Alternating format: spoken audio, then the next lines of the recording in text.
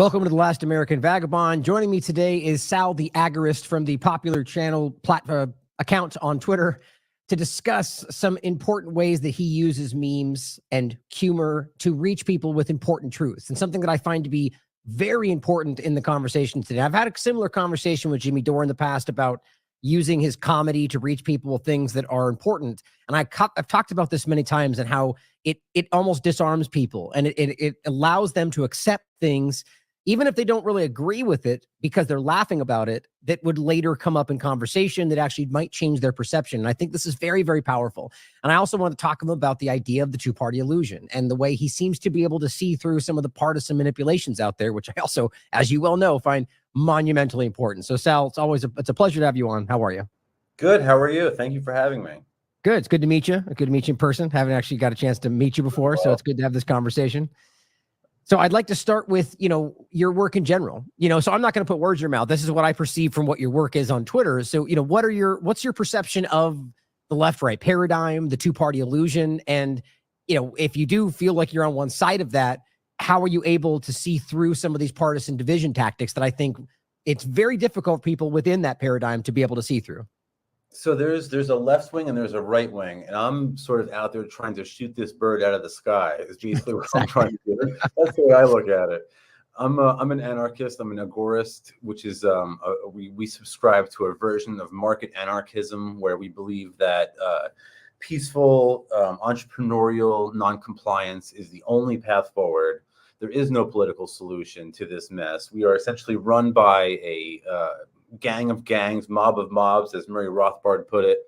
And really the only answer is counter economics, peaceful entrepreneurial non-compliance. So yeah, I certainly don't buy into the left-right paradigm. I think it's all nonsense. And my whole goal is to promote agorism and anarchism. Well, on those notes in general, because I've talked a lot in the past about anarchism and the shocking misunderstanding of people that even try to understand it, and especially the intentional, dishonest framing of it as chaos by the governments and so on.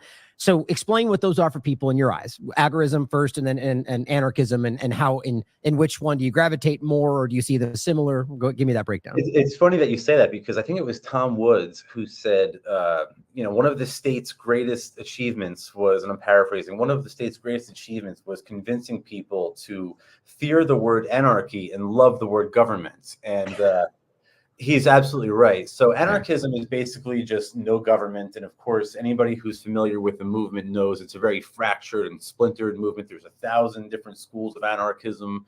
There's anarcho this, anarcho that. As agorists, we sort of differ in a number of ways. Number one, we don't believe that there's a political solution, whereas you'll often find ANCAPs running for office or stuff like that, and things like that. You might see an agorist do, but if we do something like that, it's only to mock the system. It's never to actually, it's never a serious attempt. But generally, we believe in entrepreneurship. We look at we look at the success that Satoshi Nakamoto has had in promoting financial freedom versus these bills to audit or end the Fed, right? They can't even get a bill passed to audit the Fed, let alone end the Fed. Meanwhile, Satoshi Nakamoto really did provide us with an alternative. And, similar examples exist. Cody Wilson did the same with a 3D printed gun. He essentially ended the gun control debate.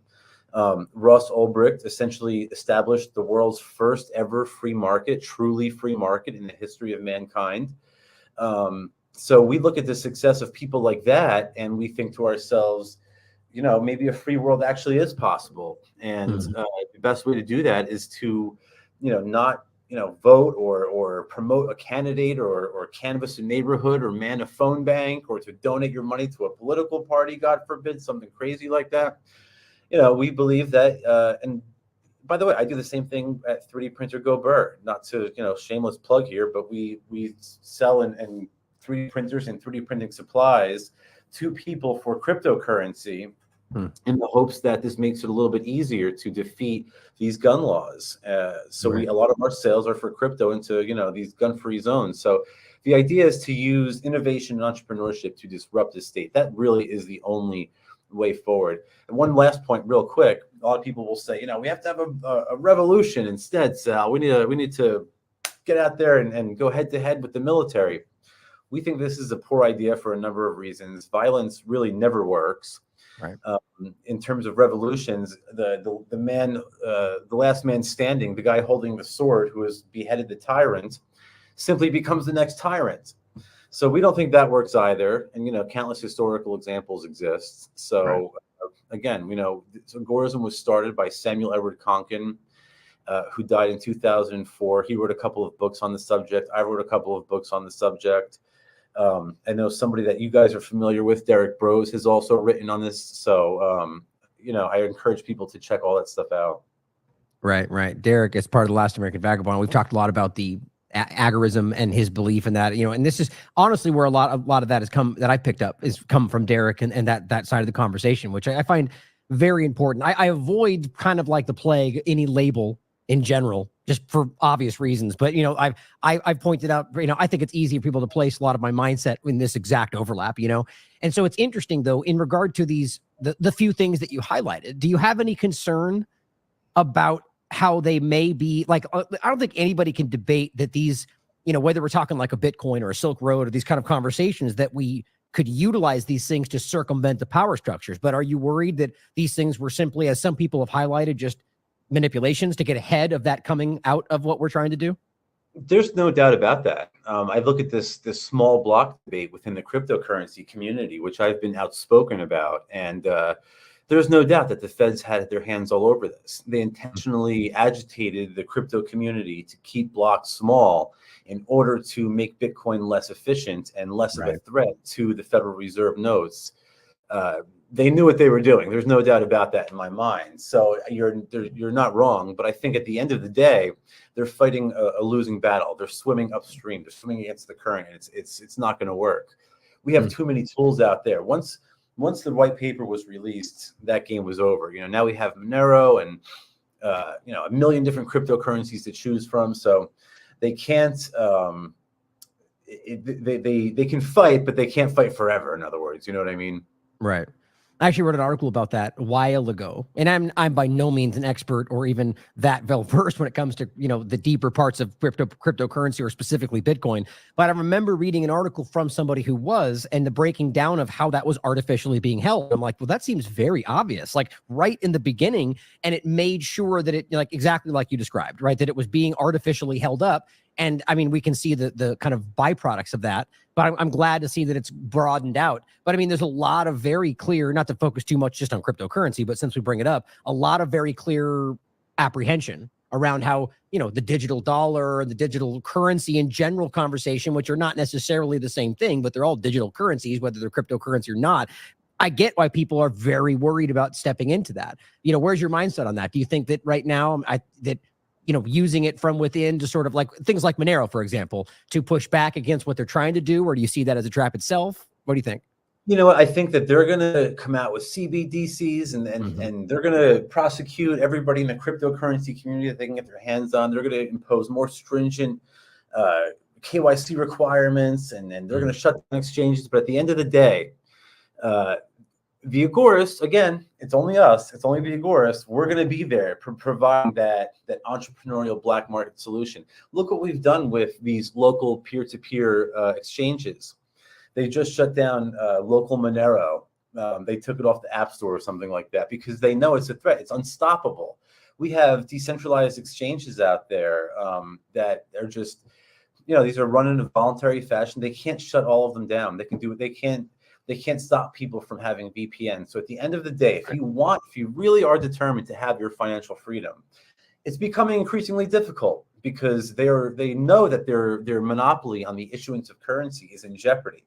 So they're clamping down. They're doing everything that they possibly can to protect. And of course, let's be honest, if we had a monopoly on the issuance of money, we wouldn't want to give it up either. We can't reasonably expect this cartel of banks to just hand over this power. So we have to do it, and it's not going to happen violently. It's not going to happen through legislation. It has to happen the same way that Netflix put Blockbuster out of business, right? It has to happen like the same way that your digital camera sort of made Kodak obsolete, and that's the only way it's going to happen, and it has to happen soon because it's really gotten out of hand.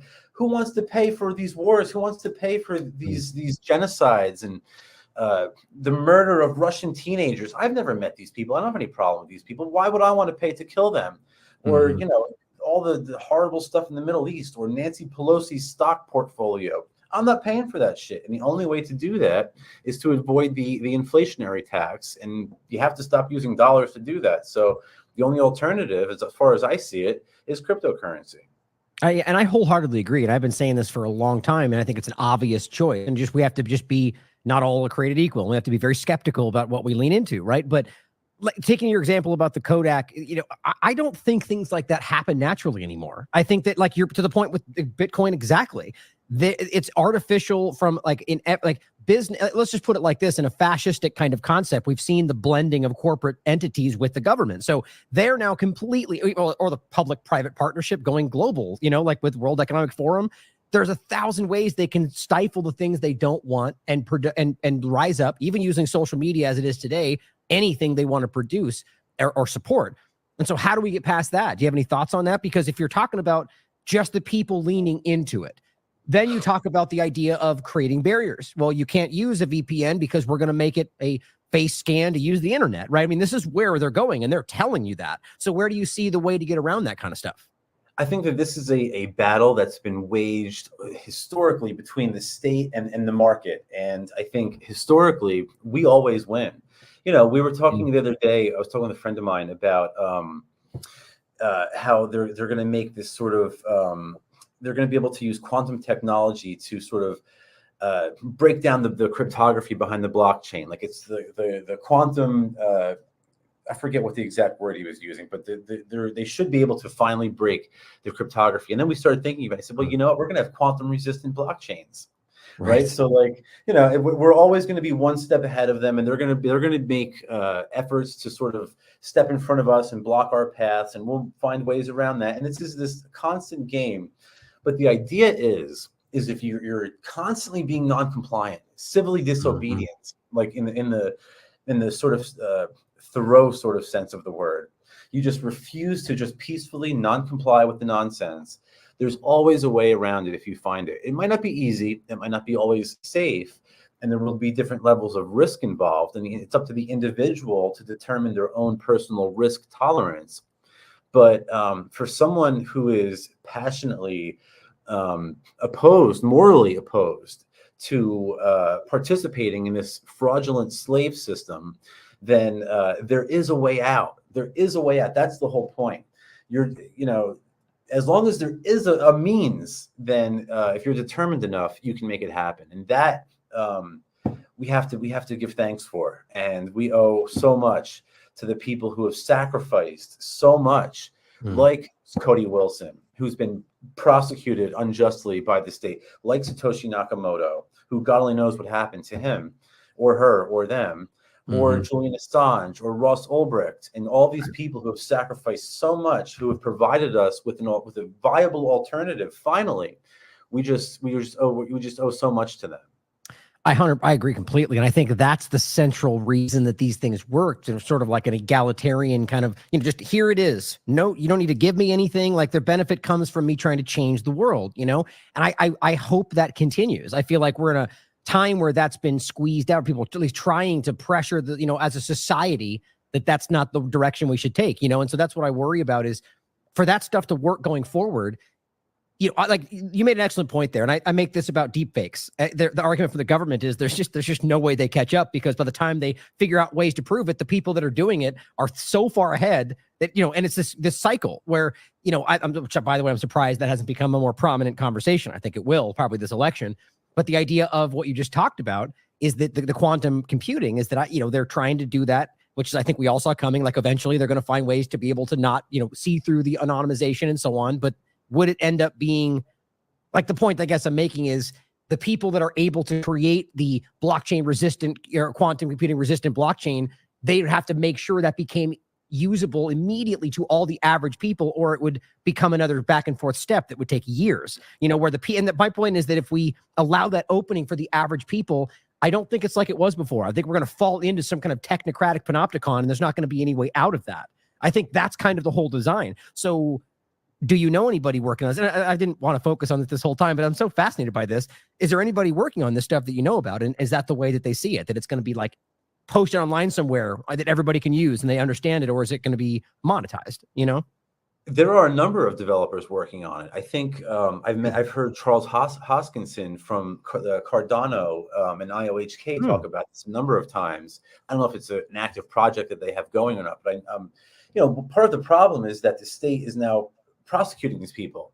Right. Just last week, the developer at Tornado Cash was given like a 5-year sentence, I believe, by a Dutch court in the Netherlands for simply, he was convicted of money laundering. All he did was write a protocol. He had no ability to prevent people from using it in a way that they deemed illegal, yet he was convicted for money laundering. The money launderers convict him of money laundering. That's fantastic. Yeah, I know, right? Exactly. Which is, it cracks you up because they say, well, you know, this is used for illicit purposes. No currency has been used for illicit purposes more than the U.S. dollar. Exactly. Or any of their fiat currencies, frankly. But it's just absolutely absurd, and it just goes to show you, you know, they're so scared of cryptocurrency and the cryptocurrency community. By the way, Richard Hart, Roger Ver, the Crypto Six from New Hampshire, Ian Freeman, and those guys.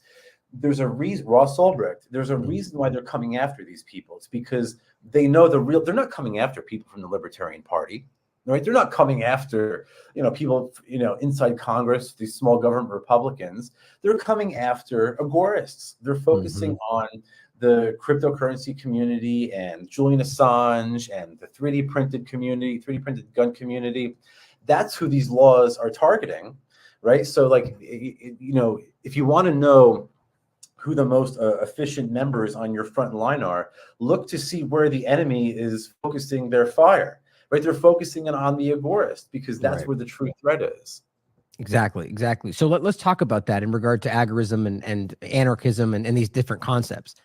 So I've tried many times, in fact, having like long form conversations about like how we would realistically roll that kind of thing in. Like, I mean, I'm sure you've talked about this and how near impossible it would be with the way society sees the world, the way that they understand, they think they do about the flows of the dynamics of government and how it would work in regard to your rights. Like if they, like James Corbett and I've had the conversation, you know, where they suddenly remove the government, who's going to build the roads? Like that old joke, you know, and it's like, well, we do, the same people that do now, you know, and it's a lack of understanding about what the government really is.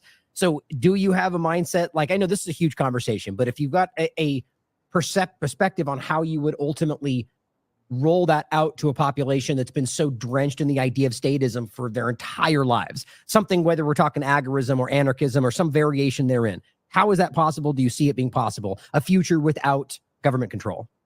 Not only do I think it's possible, I think that it's inevitable. I think that the collapse of the state is simply a matter of time. I don't know, you know, it's difficult to say when, but it's an unstable way of running a society. Governments don't last very long historically. The idea is that the governments that are overthrown vis-a-vis counter economics usually don't ever come back. It's the ones that are overthrown with violence that do. Yeah, I do think a free society is possible, and I think that it's not that you necessarily roll it out to society because there's no one to do the rolling out. Right. It's just sort of like a collapse of the state that comes about vis-a-vis black market entrepreneurship. It's happened before. You know, so right there though, right there, obviously in history, as we pointed out, you're going to see power structures vie for that control.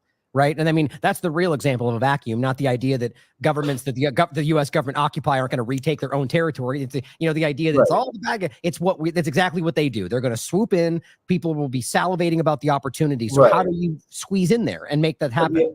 So the idea is, let's say that there is a successful agorist revolution, and now we have no government. The idea is, well, the question is, how do we stop the next, you know, gang of bandits from swooping in and taking control? Right. The idea is, we would eventually, if you read what Conklin wrote in the New Libertarian Manifesto, where he lays all this out, the idea is that we would have these private defense agencies who work on a you know, regular competitive market. You know, there's no monopoly, you know, government issued monopoly.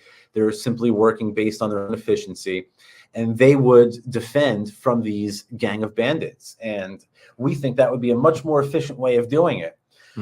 We're not there yet, though. We don't have a private defense agency that's able to compete with the government yet, but we're getting there. Could we you already just talk about militias in the same way that we talk about from the Constitution perspective? You know, that like just but militias are sort of different than this. The militia is sort of like a sort of voluntary band of people. Sort of it's more of a mutualist concept. A militia.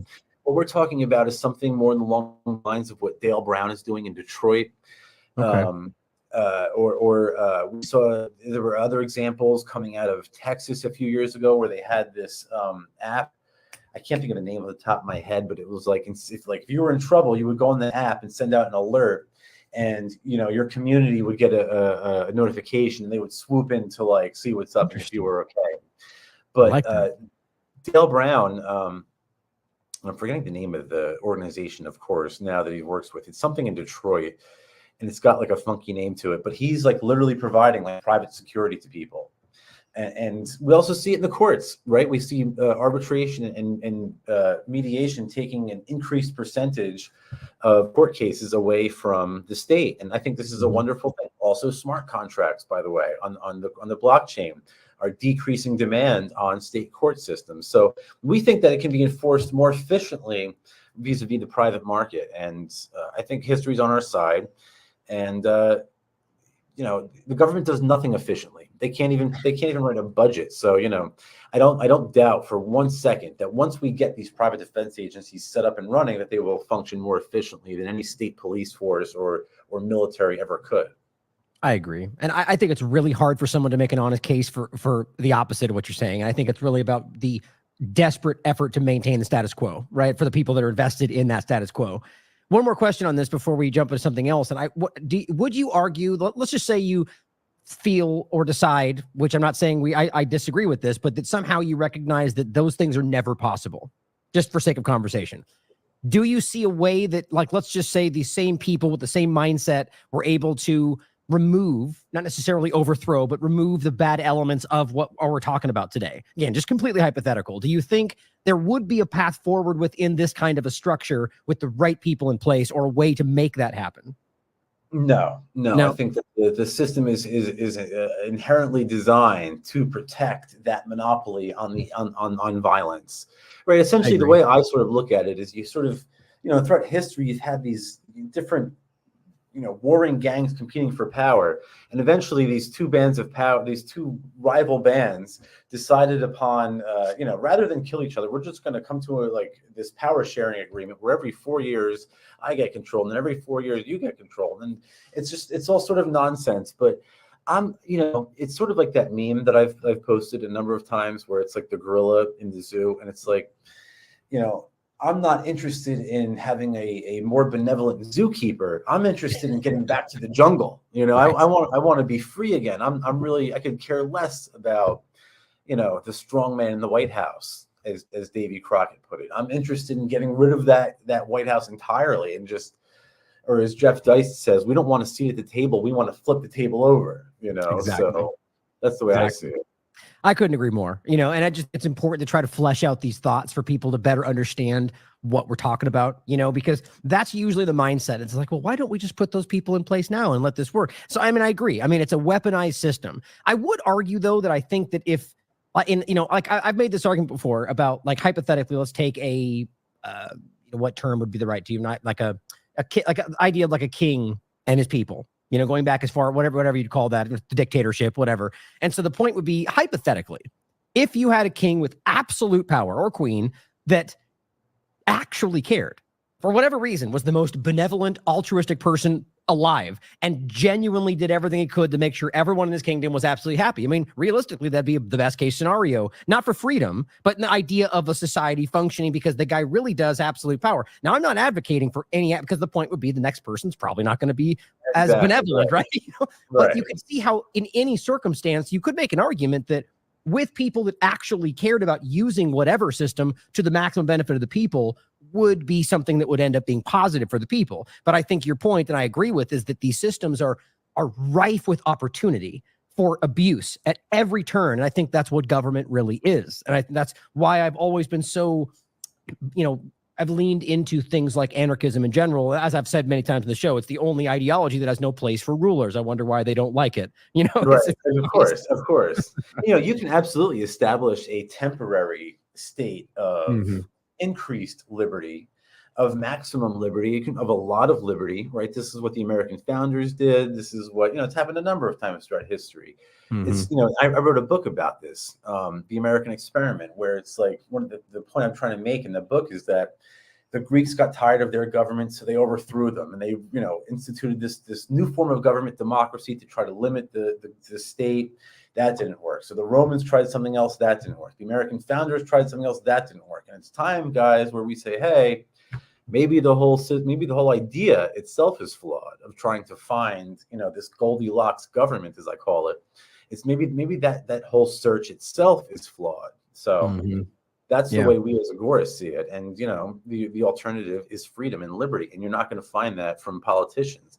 It's sort of like, it's like going to like the Marlboro factory in search of pulmonary health. It's like going to McDonald's for to lose weight. It's just not going to happen. Right. Well, so what would you think the first step would be for the average people to lean into that? Somebody who's already taking part, who's already feeling like they want to vote for somebody in the next election. Like if they're like, I like what he's saying, what should they start doing right now? If you had a starting point. So somebody who is still into the whole political. Yeah. Say somebody who's planning to vote for somebody's planning to vote for somebody right now, but they just heard you're laying this out and they go, okay, I agree. And, but what do I do? Right. What's the first thing? So if they agree and they want to get started with Agorism, a number of things. Again, it depends on your personal risk tolerance. A lot of people don't want to jump deep into, black market anarchism and start, selling illicit goods on the Silk Road or on the dark web or something. A great way to get started that I tell people is just grow your own food. Just start growing your own food and learn how to can and stuff like that. And I think that in and of itself is a wonderful way to do it. Karl Hess, who was a great agorist, had this wonderful concept of creating your own local production facilities that bypass state regulations. And then what we do as agorists is we take the products, the fruit of those local production facilities, and we trade them in a voluntary fashion. So you can think of like a blockchain miner as a local production facility. We're locally producing cryptocurrency in a way that bypasses state regulation. A 3D printer does the same thing. Guess what? So does your garden. Your garden does the exact same thing. You guarantee yourself no, pesticides and no, God only knows what the FDA is spraying everything with. So that's a great way to do it. If you want to earn extra, agorist points, take your stuff to a local farmer's market and offer it for silver coins or cryptocurrency. Get the community involved. Right. If you're feeling even more adventurous, get yourself some cryptocurrency. Download a Bitcoin Cash wallet. Get yourself some Bitcoin Cash. Learn how to use it and start using it. Start trading it like real. Using it. Use it to replace your dollars. And then the third piece of advice is I would tell people is get yourself a 3D printer and learn how to use it, because one day you might need it. If they ever come for your guns, you don't want to fight them off. You don't want to have a shootout and die and leave your family unattended to. Give them your guns, keep the 3D printer, and as soon as they're gone, you can have a fully functioning rifle within, a day or two. So. So if I could put a fine point on it, what you're saying is self-responsibility, self-reliance, and finding ways that you can to circumvent the control structure. And I mean, I think that's exactly, I love it. Absolutely. I break it down for people real simple. Grow your own food, get a 3D printer, and become your own bank. Yeah, well said. I love it.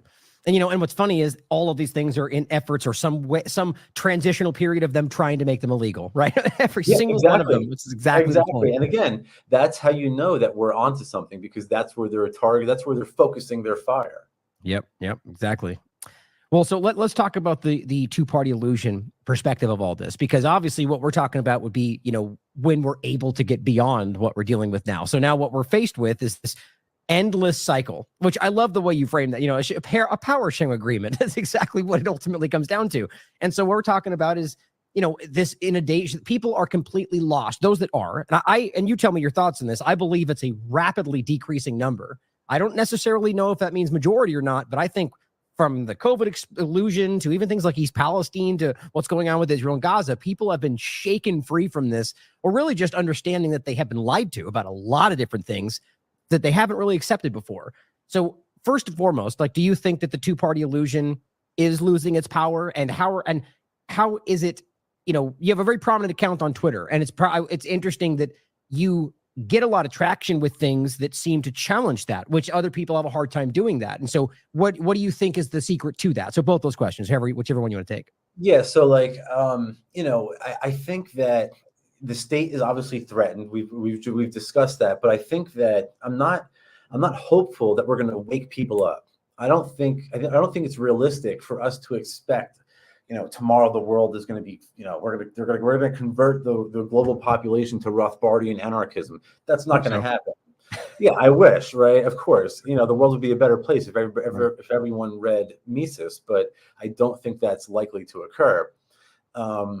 Again, as agorists, we try to convince people with their wallet, right? We're trying to offer a better product than the state. We think that Bitcoin Cash or Monero is a better medium of exchange than the US dollar is. We think that, these dark web markets are more efficient than eBay or, Amazon, because they offer products you can't find there. Mm-hmm. So we're trying to outcompete the state. We're trying to convince people with their wallet. People will not, they might not understand, Austrian business cycle theory, but they know that crypto goes up and the dollar goes down. So, that's a much easier sell than, Austrian business cycle theory, right? You can convince people about, how, all the, what Mises and Menger wrote and stuff like that, but you're going to bore half these people to death. They've been dumbed down by decades of the Department of Education and the public indoctrination system. So there's a couple people, every now and then you reach somebody. I get countless, DMs on Twitter and emails. Sal, you've changed my mind on this and that, and it's wonderful. But it's to reach a critical mass, it's got to be something like what Satoshi did, or what Ross did, or what Cody did. That's really the only way, in my opinion. And Per Byland, who's a wonderful agorist, a professor at Oklahoma State in the economics department, he has this wonderful point where he says, as libertarian anarchists, agorists, what have you, we're individualists. Why should we spend our time trying to convince the collective, to come around to our way of being? Or Thoreau sort of puts it a different way. We only get 80 years, 70 years, if with a whole lot of luck, right? So it's like, I can't spend that time convincing you to be free. If you can't see that we're all debt slaves at this point, I can't help you. You know what I mean? But there is a way forward. If you're interested in finding a solution, then we can talk, So then I'm taking that you don't think that there's a shifting happening, or do you think that? No, I don't think that the political parties are sort of ideologically threatened. I think that they're threatened sort of financially by, their mishandling of the US dollar and by the rise of cryptocurrency and alternative non-inflationary assets. But I don't think they're ideologically sort of threatened. Mm-hmm. Well, I mean, I maintain a hope that people are able to see more than we like to give them credit for, while taking the harsh realities at face value that we can see. You know what I mean? Like, I really do think that people are capable, not collectively. And I think that's the point, is that people collectively, I was talking about this earlier, can be irrational. It's like the fear, it's the collective, the phenomenon of people when, you put them in a room together and they kind of see the wave. The point is, an individual in a corner, you can rationalize with, and I think that done the right way, I do think it's possible, but I agree with you. And I think that ultimately it's the hardest thing to do, is to try to just blunt force dump the information on them and say, here, we need to do this better. But what you're highlighting is you provide the path, right? You show the better option, right? And allow that choice to be self-evident. With so much dishonesty, I find it to be, that there's so much going on where you can see that they're actively trying to undermine that possibility. So I find it difficult, but I think that things that are happening with the larger foreign policy dynamics have opened the door to this moment to be able to show that path, so it's kind of a mixed bag. Well, so, and yeah, go ahead. You have a comment on that? Go ahead. I would just say that, like, this is sort of why agorists sort of get along with ANCAPs and libertarians, because they sort of focus on, like educationalism, spreading the message, which is wonderful. It's great. We need people to do that. But what happens is they sort of, people like Ron Paul or the Mises Institute or Lou Rockwell, they sort of wake people up and smack them over the head and say, hey, stupid, the government's, you're a slave. And people wake up. And then they realize, they go through this period of realization, and then eventually they come to the conclusion that the political means is insufficient. And then us agorists are like, hey, we got a great idea over here. So it's sort of like a pipeline to agorism. Right. That's why I tell people agorism is really the most radical form of anarchism. Like, it's not anarcho-capitalism, like that's, or voluntarism. That's sort of a step to agorism. Yeah, it makes sense. I mean, I think this is an important thing for people to truly take the time to understand and not just listen to somebody screeching about how anarchy means chaos and there's no control, which is like the exact opposite. It's the opposite of that. Exactly. And frankly, in a truly free society would probably be more highly regulated than what we have today, because there would be more efficient enforcement mechanisms in place. You would be less inclined to violate your insurance policy than you would, the cop's not watching, there's nobody on the street, you can get away with it. But if you violate your insurance policy, you might have to pay more next time you use my road. So I think people would be more inclined to behave. Interesting. Yeah. Well, I think that the reason that you're able, and the other point of that, to really break through, which I think is the important part, is that, I think it's clear. And on the side note, actually, let us know if you've dealt with any censorship. I think a lot of people have with a lot of the stuff that you're highlighting on Twitter. But I think a lot of what you do, this brings me to the other point, is that it's the skillful, tactful, strategic use of memes and comedy. And I really believe that. Like, it's powerful. I mean, even funny enough, before we were getting, 20 minutes before we got live, and I'm going through your feed, sharing every single, like taking 20 seconds to laugh my ass off about it. And I'm sharing it. I'm thinking, and funny enough, there are things in there, like, I forget which one it was, that I'm like, well, I don't think I agree with that, but I'm sitting here laughing about it. It's like, and it ultimately ends up, like I said, it really plants the thought. Even if you ultimately don't agree with that, in an unguarded, disarmed way, you've processed it, which is what we talked about, whether it was COVID illusion or anything else, where the wall goes up. Oh, you think that side? I'm not even going to consider what you're saying. Study, I don't want to hear it. Whereas if you came up to them and were like, hey, made it about a joke, or even more so, I say in the past, you come out for them, like, let them know that you're on their side.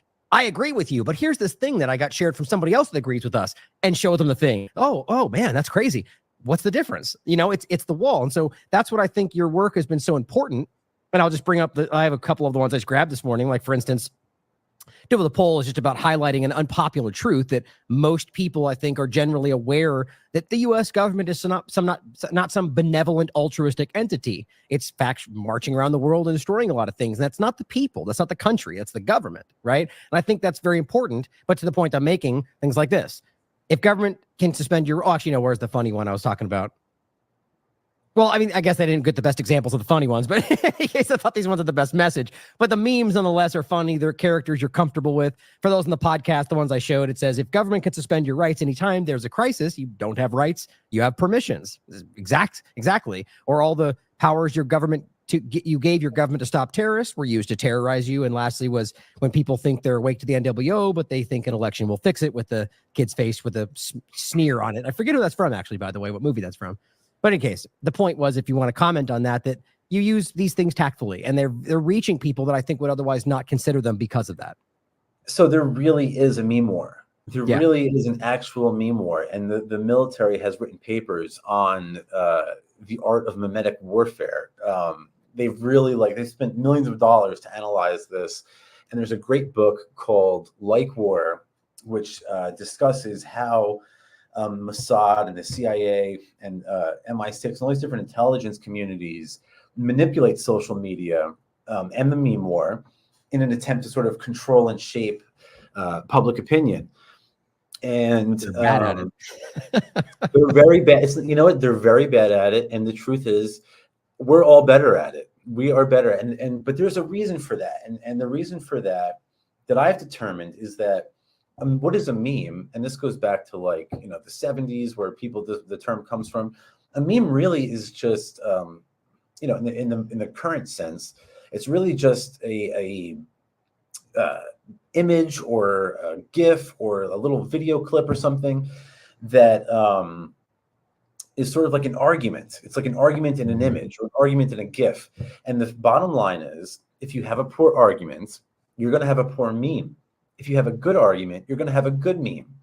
And that's why the government can't meme. That's why they say the left can't meme or the right can't meme, because they don't have any good arguments. And it's really only the anarchists and the libertarians who are capable of making this sort of content. That's why anti-government memes go so viral, because everybody knows that these people suck. It's obvious, right? Right. It's like it's almost an undeniable truth at this point. So it's really difficult to make a meme, for example, about how we need the DMV or something like that. You know what I mean? Like it would be the worst meme ever. But I can make a million memes in the next 10 minutes about the DMV off the top of my head, and they would probably all do very well, because everybody knows there's a sort of underlying funny truth to how absolutely awful their services are. That's so perfect too, and that's such a great example, because that is actually, for me, that really, I haven't heard that placed that way before, like the idea of the argument and so on. It's exactly right, because you really couldn't make. I mean, I bet you somebody who is smart enough could find a way. That's actually what I was going to say next. Is I think find a way to use unpopular arguments in a way that could convince you, and that would be a skillful use of it in the reverse. And I do think I see some of that. But you're right, though. It does have to be something that like the collective would tap into, right? And I think that's the interesting part of it, is that they and that in and of itself shows us that they're losing that influence to a large degree. That's the whole point, because something that really hits home, that people recognize as truth, something that promotes liberty or something like that goes viral, that happens organically. But now, because the state can't do that, again, in that book Like War, with one of the things that they talk about is how they'll use bot accounts and armies of bots to swarm a post and like and retweet and share the post, but they're all bots. And that just goes to show that they know, like you're saying, that it has to sort of tap into the collective, but they can't do that organically. So they have to sort of do that in a sort of false way, and that's how they do it, through bots and sock puppet accounts and things like that, and shadow banning popular creators or censoring them altogether. I've been kicked off of every platform on social media. I was kicked off of Twitter. I was on my last strike when Elon Musk bought the platform, and thankfully I haven't had any problems since. But Facebook, Instagram, I've had ads for my 3D printer store removed. I've had pages with tens of thousands of followers just completely unpublished, ripped out of my hands after years of building them up. So, it's part of the war. It could be worse. We could be fighting a war against the government like they used to 400 years ago, and we'd all be dead by now. So, right. I guess it could be worse. Most definitely, it can always be worse. But what I think, though, is an interesting, to the point that they're clearly losing influence to some degree, on the point of free speech. I mean, that's obviously why that's happening, right? They recognize that they're either not capable or good enough in this field to be able to succeed, so they have to do, artificially or dishonestly affect it. That's what the government does. But I'd like to believe that's indicative of a larger shift. That's what I see happening, at least I hope. But in regard to the free speech, clearly you've been affected by that, right? So, and do you see it the same way? Is that about suppressing the flow of this content, or is it just about the fact that you're saying unpopular truths? And then in your experience on places like Twitter, after Elon Musk, has it been, in your mindset? I'm very fascinated about that. Do you see it being better? Is it changed in your mind? What do you think? Yes. So, there's definitely a difference on Twitter. I mean, I remember when the Tampa Bay Bucks, I live in St. Petersburg, Florida, when the Bucks won the Super Bowl, there were people downtown who were partying. They were having, and this was, middle of the whole scamdemic, and they were jumping on cars and partying. And I just took a video of everybody having a good time and posted it to Twitter. And my account got locked for posting people who didn't have masks on. Wow. I mean, it's absolutely absurd. So, it's all, obviously, it's a matter of the establishment trying to hold on to power and safeguard a false and failing narrative that is just, absolutely unbelievable and incredible at this point. You have to be a fool to keep buying into it, and they know that. And that's why that censorship is so heavy.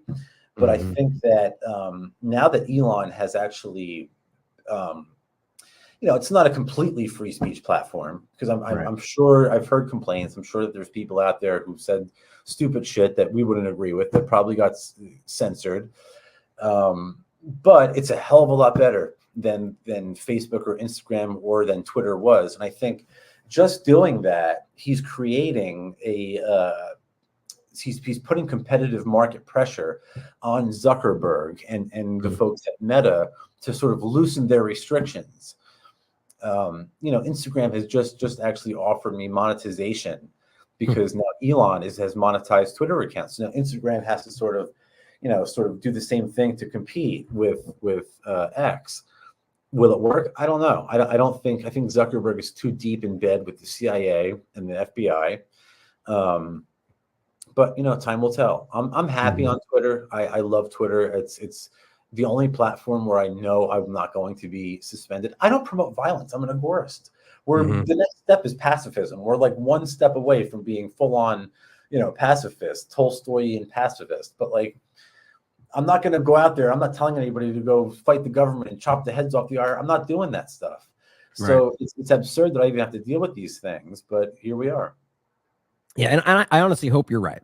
I have a little bit of a different opinion on where I think this goes and how it's happening.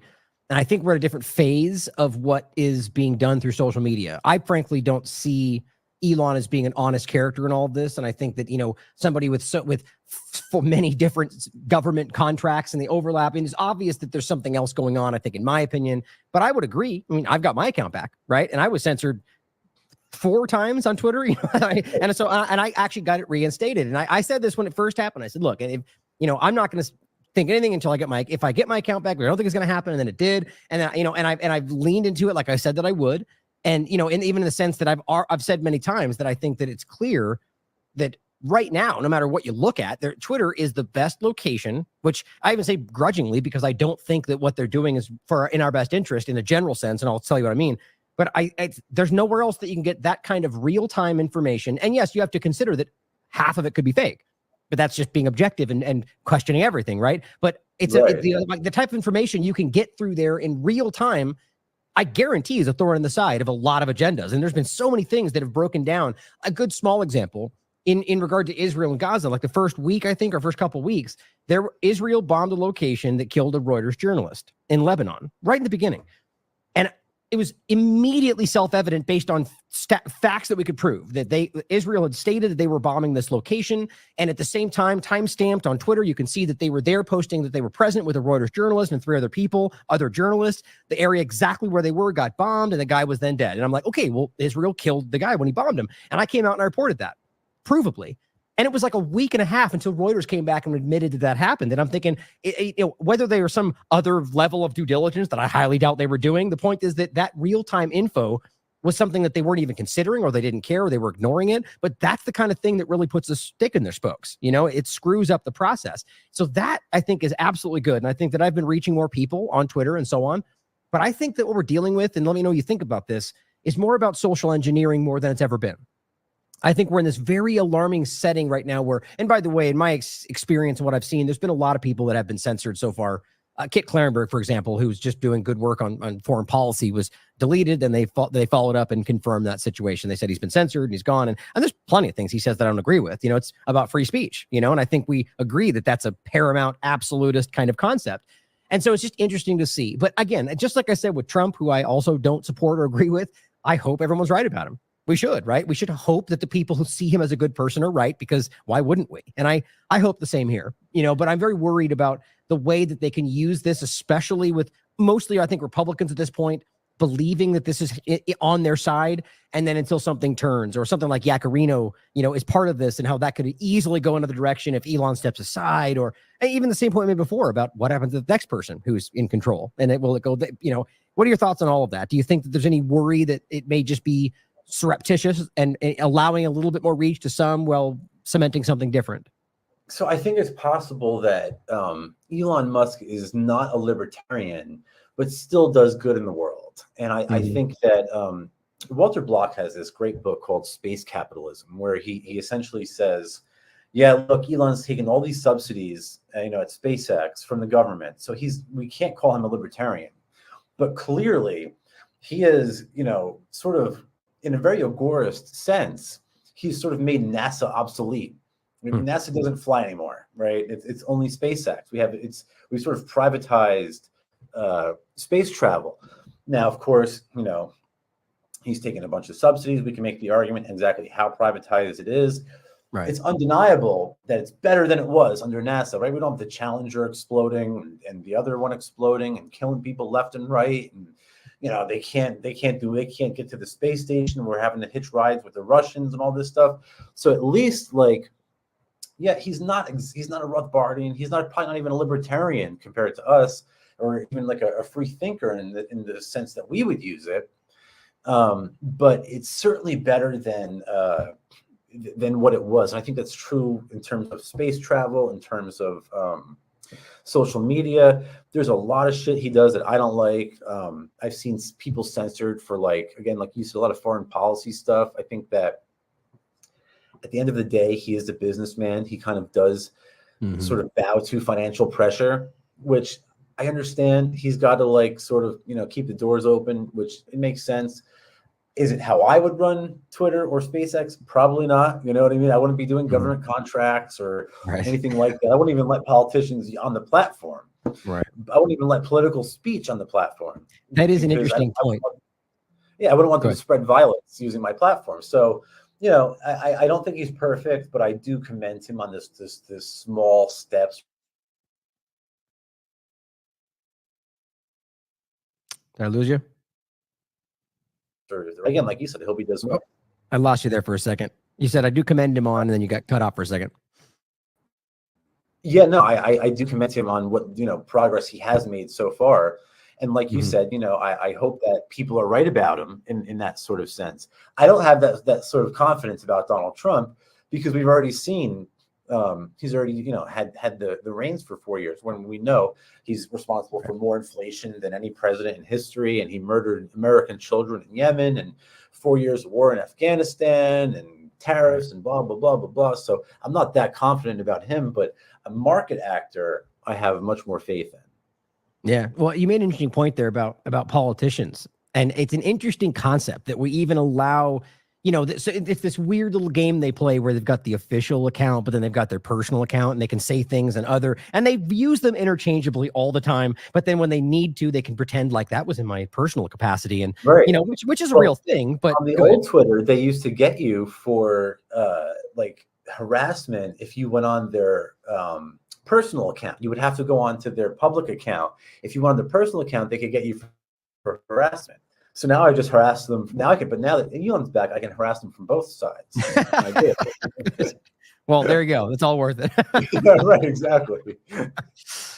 Well, that's good, man. I really enjoyed talking with you today. I think, you know, if you wanted to get into a couple of, you know, I think it's best. I love the conversation we just had. I was going to get into a couple of, you know, current events, talk about things that are going on. I mean, you made some interesting comments about, like, the, you know, the recent coup and stuff like that, but I'd love to just connect with you again and have a different conversation about a lot of other stuff. So I really like that. I hope that this will reach some people in regard to further, at least entice them to further understand where you're coming from and the beliefs you have, most of which I share. The idea that, you know, we just don't need the government. And I really hope people can recognize that it's more simple than they understand. And I you know, love what you do, man. So anything you want to leave us with today, you know, work you want to shout out, upcoming events, anything you want to promote before we leave? So if you're interested in the what I'm saying about anarchism and agorism, check out my book, Anti-Politics, which is sort of a collection of agorist essays that sort of help people understand and digest all of that. And my book, The American Experiment, sort of runs through the whole historical analysis of how we got to where we are today, and what sort of hope we have for the future. So check all that stuff out. Yeah, there you go. There's the page. You can find all the links there. saltheagorist.com/books. Also, agorithreads.com for, you know, agorist merchandise, and 3D Printer Go Burr, where you can buy 3D printers and 3D printing supplies for cryptocurrency. So check all that stuff out. Follow me on social media, Sal The Agorist, Sally Mayweather. I'm on all your favorite platforms. It shouldn't be too hard to find me. So outstanding. Well, we'll have to talk later about 3D printers. Yeah, absolutely. All right, man. Well, it's been great talking with you, and I'm looking forward to talking with you again. And have everybody out there, as always, question everything. Come to your own conclusions. Stay vigilant.